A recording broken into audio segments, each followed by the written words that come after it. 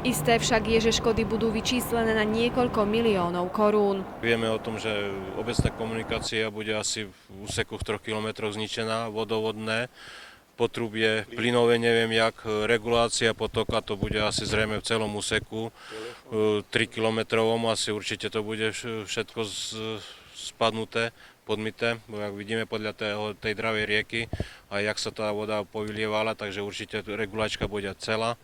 Živel totiž zničil obecný vodovod, no starosta nie je v tomto smere až tak pesimistický. S vodou nebude problém, lebo máme dva rezerváry, s ktorými budeme potrebovať zrejme nadrží na vodu, že by sa občania mohli zasobovať pitnou vodou z našich vlastných zdrojov.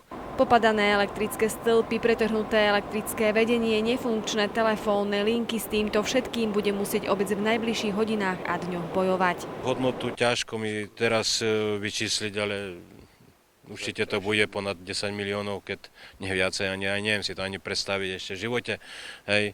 V živote nás taká pohroma ešte nestretla. V stredu večer ešte vôbec nebolo jasné, v akom stave sú korytá riek, koľko tón kamenia im pomôže situáciu stabilizovať a kedy sa podarí obnoviť obecné komunikácie.